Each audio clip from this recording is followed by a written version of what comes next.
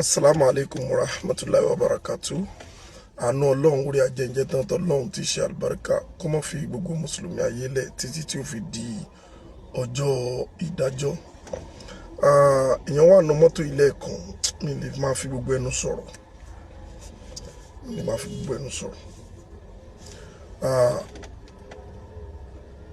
Mo posti fídíò kan níjẹta tí mo fi ń sọ̀rọ̀ nípa pé àwọn ọmọ rìkà sí báwo lẹ ṣe ń treat àwọn ọmọ kéwu yín, ṣé kánmọ́ ga ni?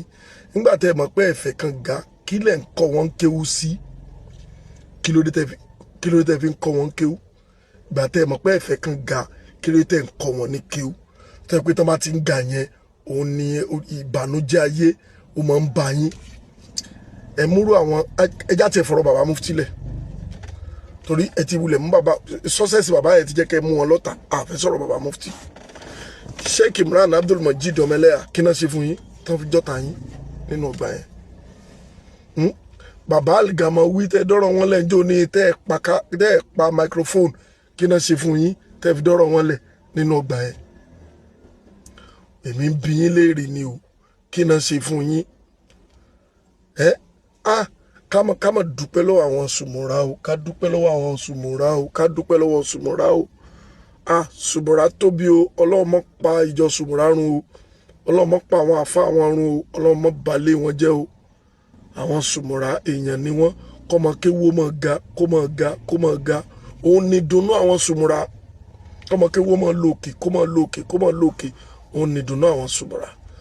Kọ́mọ kéwú ó máa láyọ̀, kọ́wọ́ rẹ̀ ó máa kọ́mọ kéwú ó máa lálùbáríkà. Òun ni dùnnú wọn. Bàbá Lágbàjì àwọn ni àáfàá bàbá Bámidélé nìbàdàn. Agbọ́nú tàn pé bàbá Bámidélé, bàbá Lágbàjì ó ní pé Bámidélé ìwọ ni wọ́n mọ̀, ìwọ làwọn èèyàn fẹ́ rí, ìwọ dúró báyìí jẹ́ wọ́n máa rí wọ́n, jẹ́mi ó wà nù ilé tí wọ́n bá ti ń fún wọn lówó ìwọ máa fún ẹ̀mí. Wọn bínú wọn rí, inú wọn máa dùn ní. Nígbà bàbá Lágbàjì ti ṣetán nìbàdàn tán fẹ́ máa padà bọ̀ ńlọrin, a gbọ́ pé àwọ̀ tí wọ́n fi ń kéwú wọ́n lọ gbé fún bàbá Lámúnigun pé ìwọ máa lò. Ìfẹ́ nìyẹn, kì í ṣe lọ́dọ̀ tí yín olórí burúkú lẹ́yìn. Ẹ̀yin ẹ wà máa wá ọ̀tá Sheikh Adamu ni wọ́n fẹ́ kí la fẹ́ gbàmbé kí Sheikh Adamu tọ́lọ́run ti lò bàbá alálùbáríkà tán ti parí ayé wọn dáadáa. Sheikh Sauban Abdullahi Ali lórí kí wọ́n ṣe fún yín tán fi dọ̀tá yín, ṣáà náà fẹ́ palẹ̀ bàbá wọn run ni. Ìwọ jákèmálù alájá ẹlẹ́dẹ̀ ọ̀dẹ̀. Ìwọ ló dá ẹni tí yóò fẹ́ palẹ̀ àfa rẹ̀ run mọ̀ lójú rẹ̀. So fẹ́ràn Sheikh Adamu ju Sheikh Sauban lọ.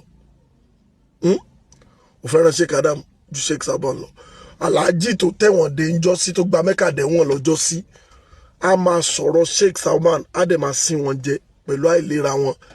Ṣé o fẹ́ràn Sheikh Adamu ju ọmọ tí Sheikh Adamu bínú ara wọn lọ? O fẹ́ràn Sheikh Adamu ju ọmọ tó bínú ara wọn lọ? Ẹranko nìyí, ntẹ́ jẹ òun lẹ̀ ń wá. Àwọn àfá àtàná tí wọ́n jẹ́ àfá ńlá tí wọ́n lámẹ̀ láka, mélòó nù wọn ló lo ayé bẹ́ẹ̀ ṣe ń lo ayé? Èmi bí yín léèrè ni o. Mélòó nù wọn ló lo ayé bẹ́ẹ̀ ṣe ń lo ayé? Mélòó nù wọn? Àní Imam Muslim, mo sọnù fídíò lánàá, Imam Muslim ọmọ kéwu Imam Buhari ni. Àwọn méjèèjì jọ hàn wọ́n dàfà àgbàlẹ́gbẹ̀ẹ́ ara wọn. Ẹnìkan ò bínú ẹnìkan.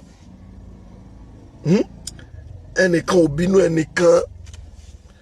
Imam Shafi ọmọ kéwu Imam Maliki ni. Wọ́n jọ dàfà àgbàlẹ́gbẹ̀ẹ́ ara wọn. Ẹnìkan ò bínú ẹnìkan. Kí ló dé? Imam Ahmad ọmọ Ambali ọmọ kéwu Imam Shafi ni. Wọ́n jọ dàfà àgbààgbà lẹ́gbẹ̀ẹ́ ara wọn. Ibo lẹ ti gbórí burúkú ti yín wá? Sheikh Adam ká padà sọ́dọ̀ wa ń bí báyìí. Sheikh Adam bàbá Sùgùlùlù dàfà wọ́n ti dálé kéwúlẹ̀ kí Sheikh Adam tó kú. Inú òbí Sheikh Adam rí ọ̀rọ̀ ọ̀tá lẹ ti jogún orí burúkú tẹ̀ ń ṣe. Bàbá wa àfà ńlá àfà Daud àfà ńlá wọ́n ti dálé kéwúlẹ̀ kí Sheikh Adam tó kú láyé. Inú òbí Sheikh Adam sí wọn. Ibo lẹ ti gbórí burúkú ti yín wá nígbà bí yín nìyẹn.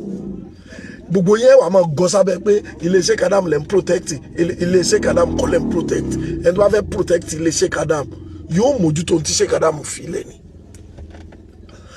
Sọ fún mi àwọn Sheikh Imran Abdul Majid Ọmọẹlẹ́yà tí wọ́n sọ pé wọ́n yé sọmọ kéwú gidi fún Sheikh Adam tó ń pè wọ́n ní ké ṣé èèyàn wá nìyẹn ẹni tó fẹ́ pa ṣé Jackman tó ní káwọn èèyàn mọ̀ jájá ṣóun wá ní ṣóun ní ọmọ kéwú gidi fún Sheikh Adam ẹ̀yin olórí burúkú yìí ṣóun ní ọmọ kéwú gidi gbogbo èèyàn lẹ́sọ̀dọ̀ta Sheikh Ahmad Labib Lágbàjì tí wọ́n fẹ́ràn yín ẹ̀fìbìsù wọn náà ni ẹ̀fìbìsù wọn ni Sheikh Labib ọ̀tá bàbá ni ẹ̀yin náà lẹ́mọ̀ ọ̀tá bàbá ẹ̀yin lẹ́mọ̀ ọ̀rẹ́ bàbá torí ntẹ́ jẹ ẹ̀sìn gbà ẹ fẹ́ máa fi bẹ́ẹ̀ ṣe tó hàn ayé àtẹ̀yìn àtàfà yín ẹ fẹ́ máa fi bẹ́ẹ̀ ṣe tó hàn ayé Ọlọ́run wa ń fi bẹ́ẹ̀ ṣe mọ́ hàn àwọn èèyàn ju bẹ́ẹ̀ ṣe wáyé náà lọ àtẹ̀yìn o àtàfà yín tẹ̀ ń gbìjà tó máa yọ Markaz kó lára yín báyìí kóró fó lásán lẹ́kù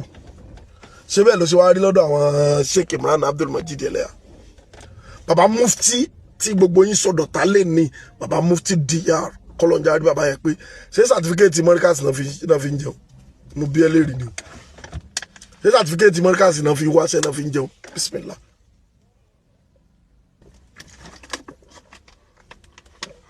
tọ́ba mú sàtífíkẹ́ẹ̀tì Markaz àwọn tẹ́ ti pè lọ́mọ àlè kéwú ọmọ àlè ọmọ kéwú fún Sheikh Adam tọ́ba mú sàtífíkẹ́ẹ̀tì Markaz báyìí tó fàyà báyìí nǹkan kan ò ní ṣẹlẹ̀ lórí ẹ̀ kò ní káyọ̀ wọ́n mọ̀ dá kò dẹ̀ ní gbé wọn ò lóyà sí Sheikh Adam ẹ lè máa treat àwọn èèyàn bí ẹranko kẹwàá believe pé káwọn máa treat yẹn bí ọba kò possible náà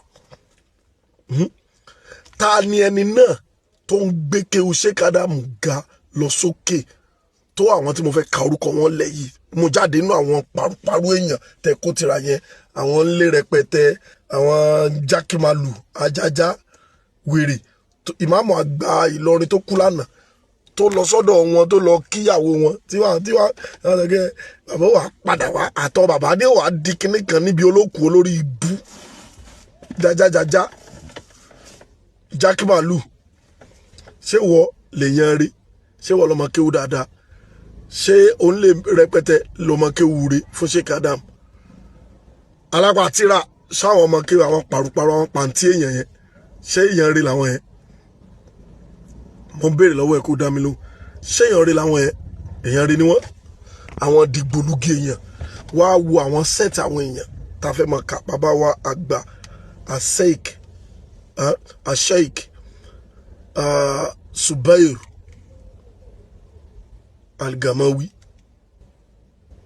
tá a máa ń ka ọmọ kéwú Sheikh Adam tó lámìlaka tá a dúró Sheikh Adam gbà lórí wọn bàbá yẹn ara wọn náà wà bàbá wa Sheikh Jubril Ramadan Al-Ketuwi Ọlọ́run gbàdúrà bàbá yẹn Ọlọ́run tún gbàdúrà àwọn ọmọ wọn ibo lẹ́yìn tí gbórí burúkú yín wá bàbá Al-Ketuwi pàdé Sheikh wa Mufti DR wọ́n rí wọn lọ ní bàbá Mufti lọ pàdé bàbá ní airport báyìí bàbá sì ń ṣàdúrà pé àwọn bàbá tó ṣe bí àfa àwọn ni wọ́n ṣe bí bàbá Ketuwi kọ́ àwọn oníkéjì pa inú wọn dùn mọ́ sí rí pé ọmọ kéwù mi náà ń ṣe dáadáa ẹ̀yìn kó gbogbo ọmọ kéwù yín sáàrí bí onílé rẹpẹtẹ káyé wọn rí bí ayé onílé rẹpẹtẹ yẹn bí ayé alápàtìrà bẹ́ẹ̀ ṣe ń wá nìyẹn tó bá ti pọ́ ọmọ kéwù yín ra mọ́tò ńlá báyìí tó ń ṣe dáadáa báyìí inú wa máa bí yín ó ń gbowó Saudi ni ó ń gba kéde kan sá ayé yín ti bàjẹ́ dànù ta àáfàá wo lẹ fi ti yín jọ àáfàá wo bàbá Kamaluddin Al-Adabi gbogbo àwọn ọmọ kéwù wọn ló yáre lójú wọn bàbá oníwàásí àgbáyé ń bẹ láyé tán ń ṣe dáadáa bàbá Kamaluddin ń bẹ láyé tán ń ṣe dáadáa Ìmáàmù Ọ̀fà ń ṣe dáadáa bàbá wa Ahmadu Alaye Adabiya ni wọn ọmọ kéwù bàbá Kamaluddin ni wọn ń ṣe dáadáa lójú ayé bàbá Kamaluddin bàbá inú bàbá ń dùn ni ibo lẹ́yìn ti gbórí burúkú tẹ̀ ń ṣe ìwà kò ń ṣe kéwù Sheikh Adam rè mọ ní ká má sọ tọrọ kí ló dé kí náà ní sọ̀rọ̀ tó bá ti jẹ́ pé kéwú tó ń ké kéwú alif ba ta sa ló ń ké kéwú àfàgbà ló ké àfàgbà Sheikh Tajul Adab àwọn náà mú alif ba ta sa àwọn náà mú wọ ọ̀dọ̀ wa nísàlẹ̀ ń bí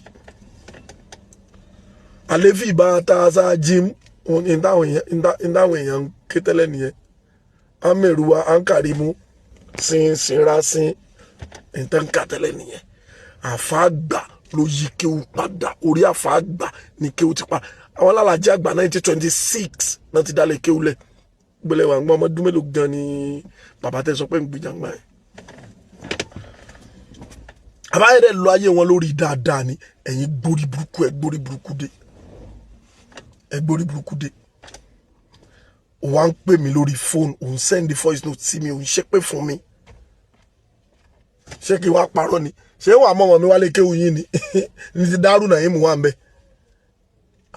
nígbà táwọn gbé mi ṣépè dárú náà yín mú wà ń bẹ náà Precious Proud wà ń bẹ afa Abdul Hakeem Abdul Lateef àwọn náà ni Alfarouk ó wà ń bẹ táwọn yẹn ti modernize ilé kéwù wọ́n ti mix school mọ́ ọmọ ní Daru Naim ọmọ ń parí secondary school báyìí ó ti akọ̀rọ̀ àǹtà tí ó dàrú pẹ̀lú gbogbo rìwáyà tí èèyàn lè fi ka Quran gbogbo ẹ̀ ní ó hàpọ̀ ṣé irú ẹ̀ wà lọ́dọ̀ yín ní tó yẹ kẹ́ ẹ mójútó building lẹ́wà ń kọ́ building iṣẹ́ ti lọ bàbá yìí ti ṣiṣẹ́ gan building ṣé kàdámù olówó tán lè fi mọ́ kọ́ building gbà tán wà láyé ó ṣe jẹ́ pé àwọn ọmọ lékè wọn náà mójútó wọn lówó building wàláì ṣé kàdámù lówó building wàláì wọn lówó building wàláì wọn lówó building wọn wá mójútó àwọn ọmọ ọlọ́mọ wọn build àwọn èèyàn ẹ̀yin ń kọ́ building jọ ṣé ẹ ó kanlé ó kanú ó kanlé ṣé wúrẹ́ ní òbọ̀ gbé bẹ̀ inú tiẹ̀ gan òdùn sáfà tó ló ń gbìjà yẹn ní tó jẹ ló kàn ń wá olórí ibú nìyí olórí ibú òun nìyí ẹ má dọ́dọ̀ tèmi mọ́ o so ti gbọ́ jẹ́jẹ́ mo post nǹkan ìsìdárúkọ lékéwù kankan mo kàn advice àwọn èèyàn ní ipe mọ tó ṣe mọ sọmọ rẹ dọ̀tá Ọlọ́run àtọ̀tá ànábì kò mọ wọlé kéwù tó bá mú lọ ṣé ọ̀rọ̀ tí mo sọ pọ̀ jù ni ẹ mọ ya wa tẹ fẹ́ràn òdodo tẹ ń ṣe òdodo tẹ ń Ọlọ́run bá lékè ọlá yóò bá ní dúró tì yín Ọlọ́run bá ní wà pẹ̀lú yín nǹkan kan ò ní bàjẹ́ nínú tọ́lọ̀ ti ṣe fún yín dáadáa ọ̀làlá haúlá ọ̀làkùwà bàbá wa Mufti Diyar ọlọ́njàrí wọn pẹ́